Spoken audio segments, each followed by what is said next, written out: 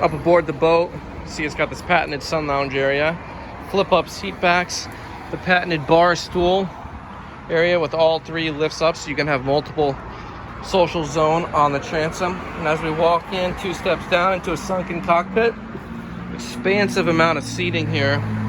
This gray cool touch vinyl stays 30% cooler than other vinyl on the market, so you don't have to worry about burning your bum down here in the South Florida sun. Big huge storage area here. Put your life jackets, gear, any equipment you wanted. We also have a nice carryaway slide out cooler here, as well as an insulated sink with bottle storage here that will hold ice to keep your drinks cold. Also freshwater shower, hand basin there. Going forward, the fit and finish is impeccable on this boat. Nice helm station, the patented screen from Aviara that you can control all the lights and systems, a Garmin GPS display, and the Simrad vessel view display for your engine data.